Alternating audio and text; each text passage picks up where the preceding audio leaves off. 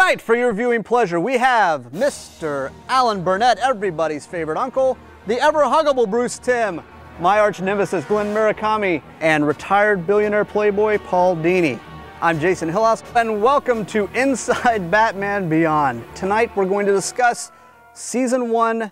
Let's start at the beginning. Batman Beyond is more of an original idea. Semi. Then, well, Batman and Superman and stuff kind of established things. Where did the idea come from? Where did we start? The idea came out of the office of Jamie Kellner, who was the head of programming at the WB network. He had a meeting with us, and he started off by being very complimentary to the current Batman show that we were doing. This was the New Adventures of Batman. And he said, yeah, we really like the show. You guys are doing a great job on it. It skews a little old. And he said, so we'd really like to retrofit, Batman so that we could get a little bit more of the, the kid demographic to watch the show, make sure that the kids watch the show. And we said, oh, we're thinking, okay, does that mean we have to give him a sidekick, or we already had 2 sidekicks. We didn't know where he was going with this, and all of a sudden we started to realize that he was talking about not just kind of revamping the show, he was talking about doing a completely new show. And then the words Teenage Batman came out of his mouth, and we all kind of went, whoa. So we were all kind of sitting there kind of stunned, as you might imagine, and he said, so do you guys have any ideas of what you could do with this? And just kind of off the top of our heads, we just started just coming up with the concept of Batman Beyond, right there on the spot without any thought. And he went, great, that sounds like a show to me. I said, so I guess we'll do some development on this and get back to you in a week or so. He says, no, you guys have a green light, go make the show. So we walked out of there just shell-shocked. And we met out in the parking lot and kind of went, what do we do? This is really bizarre. It's we love the show that we're doing. We love the classic Batman. I'm not sure we want to do this teenage Batman show. And Paul and I called each other over the weekend 3 or 4 times, just so what do you think? Is this crazy or what? It's I'm not really sure I want to do it. I think I'm going to quit. Yeah, we said that several times, Yeah. And then Monday morning I went into the office and I met with Glenn and I told Glenn the whole thing. He went, come here, come to my office. And then we went into your office and he said, close the door. He told me all the ideas and then he pitched me the Batman Beyond idea and he's like, what do you think of it? And I was like, let's do it, that sounds cool.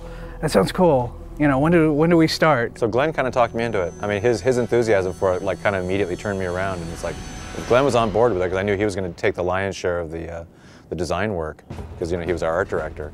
I figured if he was game, we'd give it a shot. And then the more we started talking about it and developing it, and actually, talking about the different dynamic of the character, we actually started really liking the idea. And then by the time, we were knee deep in it, we loved the show. So Alan and I started talking about ideas, and we realized, yeah, there is something here, especially if we can make it a continuation of the show we've been doing. Let's skip ahead 40 to 50 years and see what Bruce Wayne's life is like. And that became kind of fascinating from a writer's point of view because we were able to use the seeds we had planted in the original series and see how Bruce's life had progressed. Had he cleaned up crime in Gotham City? Not really. What had his struggle against crime brought him? He was a lonely old man living in a giant mausoleum with a dog as his only companion. So it's sad that that's what his vision brought him to, but you bring in this new character, Terry McGinnis, and suddenly that is like a shot of life for this guy. And that makes him seem like a heroic and a noble character that Terry is able to bring him out as a hero again. Do you remember the original title? I may have said that. Remember the the working title for a little while? We had to find something else. We knew we did, but Batman Tomorrow, right? Yeah. No, well, even before that. What? We were calling it the Tomorrow Night. Oh, the Tomorrow Night. Right. Thank God. We did. Well, what were some of the you said Batman Tomorrow. Batman Tomorrow, to Tomorrow Night, B2. I don't remember Was it that. with a little squared B squared kind of thing? I don't even know. It was Batman Tomorrow for a long time. Right. It was on all my, I think, development artwork. Yeah, I wrote Batman Tomorrow on it. So. And then somebody eventually realized, you know what? That's going to be really hard to do promotional interstitials tomorrow on Batman Tomorrow. I mean, tonight on Yeah. Batman Beyond's a better title anyway. Yeah, it was a great title. Whose idea was that? I think that was mine. I think it was me. Yes, take it. I remember there were four titles that were in contention in the end. Maybe it was both of ours. It could be. All I remember is that we I'll all, let you have that one. we all Russell. gravitated to that one. Arm wrestle. Winner gets it. I just have a feeling that was mine. I don't know why. This really was kind of committing to saying this is a real this is continuity. a definite continuity commitment because once you show Bruce Wayne, in his 80s, anytime you go back and show him again in his younger days, you kind of know, you know, where it's going. So Bruce said, like, well, it won't wreck what we've already started. You know, it wasn't gonna conflict with the continuity we already started. it felt like a good natural continuation of it. It didn't seem all that contrived. It didn't seem forced and contrived. You know, it felt, you know, it felt good. But Jamie really liked the old Bruce Wayne idea. Yeah, that's and right. In fact, he liked the first design of Bruce Wayne that I did, where he looked really old. Boris Karloff. Yeah, design. the Boris Karloff, yeah. Uncle Creepy thing. I mean, Yeah, he really that was liked really that. good. He had like a blind eye. Yeah, he had like a blind eye. He was almost bald. Hair. He was a mess. And Yeah. Jamie really liked that.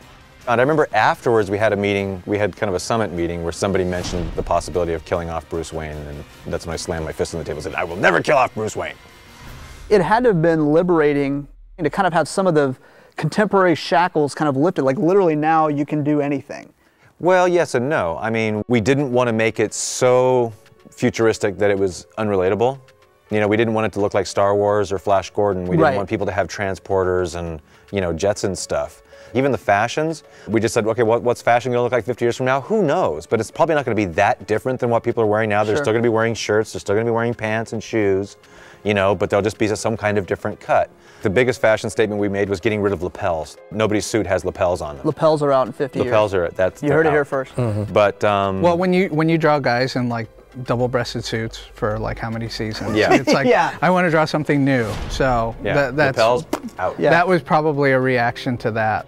Yeah. You know? So it's a real subtle kind of futuristic. Well, 50 years stuff. isn't that far. It's not I mean, that really, far. it's not like, you know, it's... It needed to be futuristic and still be Batman, too. Right. That was the other thing, so. How did you not fall into the trap of just, okay, everybody updated? You know, here's the Riddler in 50 years. You guys created a lot of new characters and a lot of new villains. We wanted to avoid that easy trap of just having, you know, Poison Ivy Beyond and Two-Face Beyond and, you know, I mean, we wanted to have all new villains. And I mean, we did, you know, Bane showed up, but he was really old and kind of sitting in a wheelchair. also. And Mr. Freeze, we couldn't resist because we love Mr. Freeze. But other than that, it was just kind of like, nope, let's not do the Joker and let's not do all that other stuff, you know, because it was just. I think in the beginning we did have like, you know, kind of a Riddler type and a Clayface type, but I think we just said, no, don't do that, no, don't do that. Yeah. You know, when we started Batman a decade and a half ago, that turned out to be a 6 to 14-year-old show. And we never quite shook off the 14-year-olds in our as we kept going through, even on It's the way hard. back. It's very hard. Well, when you deal with a character that has a long history in comics and movies and television, he's going to have fans at, you know, of all age groups. And I think even if you're doing a show ostensibly for kids, and you're doing the show well and you're engaging the audience, other people are going to watch simply because they know the character from, you know, their own childhood and they want to catch up with it. I mean, We try not to make the show, you know, so extremely gory or extremely dark that kids aren't going to be interested in it and parents are going to freak out about it. But when we make the shows, we're kind of writing the shows that we would have liked to have seen when we were, you know, 10. Yeah. You know, it's like literally when I was a kid, I would have died to watch a show like Batman Beyond. That would have been like, you know, heaven. There's a villain that came from my 10-year-old brain. What? There's a show, we did a show called Untouchable, was that it? Untouchable. Untouchable, about a guy who had this repeller suit. Right? That's from a 10-year-old brain, that particular Which one. character is that? We never named him. We never named him in the thing. Wait, cut to picture of him now. Yeah. That's what he looked like. Yeah, that's there a he cool is. design. It looked really great. So we just try to make the best show that we can, and we're, you know, we're all geeks and we're all kind of kids at heart still. So, you know, we figure if we like the show, the kids are gonna like it too. I would say that it's been a successful start, and I thank you for your time this evening. Certainly. We'll talk to you later. Enjoy. Go watch the shows. See ya.